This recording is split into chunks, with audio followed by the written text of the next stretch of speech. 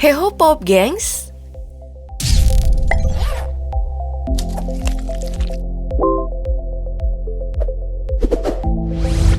Bikin geger. Tahu nggak sih, seminggu ini bukannya bikin santuy menyantui sambil menyelam di dunia internet, ternyata malah dibikin pusing sama beragam hal.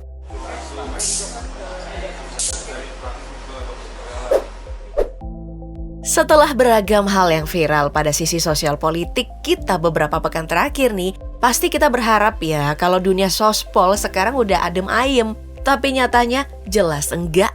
Kasus mega korupsi yang dilakukan oleh Johnny G. Plate sebagai Menkominfo yang merugikan negara sampai 8 triliun rupiah ternyata masuk ke babak baru dengan beragam fakta mencengangkan.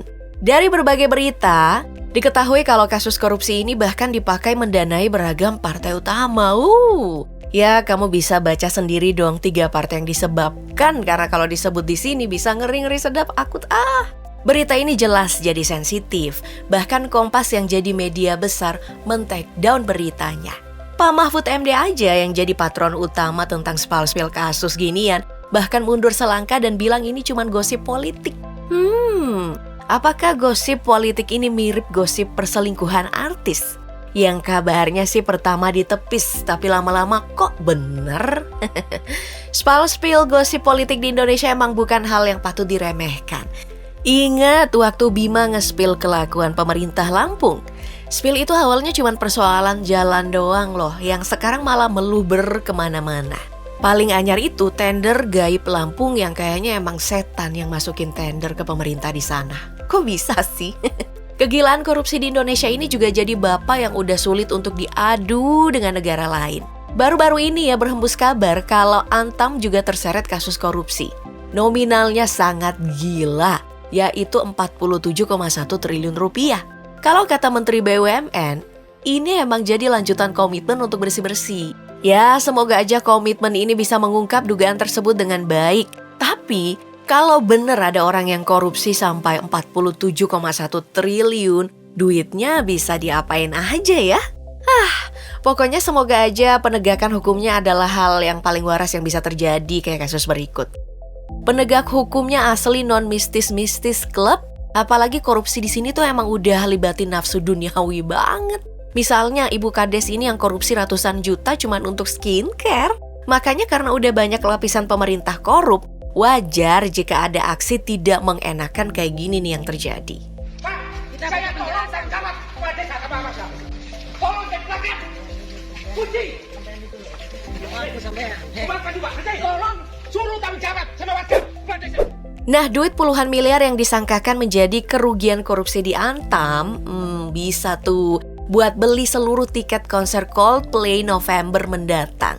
Iya, konser ramenan geger yang membuat jagat maya kita tidak berhenti berkecamuk. Mulai dari war tiket yang tiada henti hingga hadirnya penipu berkedok calo tiket. Dari apa yang ditemukan, penipu tiket Coldplay ini nggak kacang-kacang karena bisa menghasilkan lebih dari 180 juta rupiah. Ya, ini nih contoh kebenaran yang dibilang Bang Napi. Kalau kejahatan ada karena kesempatan. Tapi yang ambil kesempatan sih bukan cuman penipunya ya, tapi yang ditipu juga mau aji mumpung dengan jualan empati. Nah, mirisnya lagi soal konser Coldplay ini, Putri Indonesia yang harusnya jadi panutan, malah jadi calo tiket juga. Ya, walau nggak nipu, ngedompleng harga tiket yang seharusnya lebih murah sih jadi bisnis yang nggak patut dicontoh. Ambil untung dikit aja lah, Pusing mikirin pemerintah sama Coldplay, makanya menjauh menyelam ke kehidupan para seleb.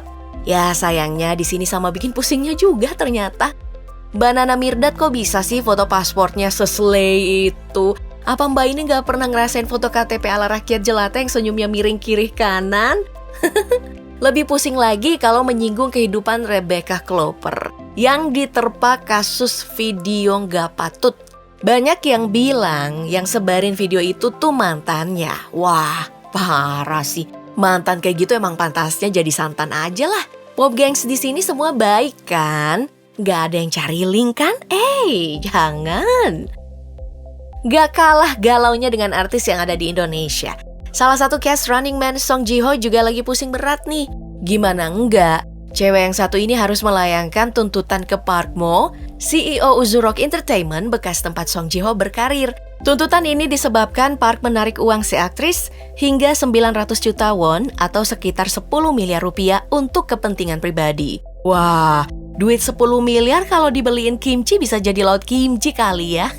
Atau duit 10 miliar ini bisa tuh bayarin oknum polisi berikut yang mau nerobos tol karena pakai mobil polisi. Inilah. Apakah mesti saya bayarin? Nih bos, plat polisi bos. Nah, pusing liatin seleb yang hidupnya bikin iri atau bikin mikir dalam-dalam. Ya mungkin aja media sosial atau browsing-browsing bisa mencerahkan pikiran. Tapi sekali lagi, hal ini salah berat apalagi bagi kamu yang suka dunia pendidikan. Beberapa waktu lalu, seorang peserta SNBT atau seleksi untuk masuk perguruan tinggi negeri kedapatan melakukan hal yang curang. Dari pengakuannya, bocah yang ditempeli HP ini bilang kalau dia tengah menjalankan proses joki untuk lolos SNBT. Bayar. Oh pokoknya kalau udah lulus baru bayar. Berapa nominalnya? Ya. Sampai 500. Oh 500 juta. Oke. Gak main-main loh. Joki yang mengayomi si bocah meraup untung hingga 500 juta rupiah jika si bocah ini lolos. Ya, dengan adanya penemuan ini kementerian terkait jelas harus nuntasin kasus kayak gini dengan benar. Gak kebayang loh, kalau misalnya si bocah ini masuk ke kedokteran jalur sogok, bisa-bisa ya malpraktek. Selain itu ada juga kasus dari SMAN 21 Bandung, di mana 350 muridnya telah tertipu study tour bodong. Dari pengakuan siswa, setiap orang padahal udah nyetor sekitar 1,3 juta rupiah. Jadi total kerugiannya mencapai kisaran 400 juta rupiah. Dari penyelidikan kepolisian, pelakunya itu bernama Indah Cantika yang berprofesi sebagai pegawai perusahaan traveling yang digunakan oleh para siswa. Dari keterangan lebih lanjut, si Ibu Indah ini bilang kalau menipu untuk kebutuhan sehari-hari. Ambigu juga nih. 400 juta sehari-hari maksudnya berapa hari sih? Kan bisa 1000 hari atau sehari doang. Selain itu di dunia pendidikan, kejadian memilukan juga terjadi di dunia buruh Indonesia. Baru-baru ini sebuah video viral di mana-mana yang memperlihatkan sekelompok warga negara Indonesia meminta tolong untuk dievakuasi. Bukan karena kena bencana alam, tapi karena dipekerjakan tidak manusiawi oleh kantor penipu online di Myanmar. Dari keterangannya, mereka ini bahkan harus kerja 12 jam sehari dan memenuhi target. Kalau nggak target, gaji dipotong besar, bahkan ada yang gajinya cuma ratusan ribu padahal udah di Myanmar.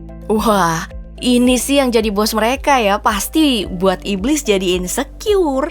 Ya, disebabkan banyak hal yang bikin pusing, untung aja ada satu yang bisa mengurangi kepusingan orang di Indonesia ini, yaitu PNS yang gaji 13-nya bakal cair di Juni mendatang. Hal ini langsung dikonfirmasi sama Ibu Sri Mulyani. Jadi udah pasti cair. Lah kita yang bukan PNS cairnya dari mana? Nah itu tadi kabar minggu ini, sampai jumpa minggu depan.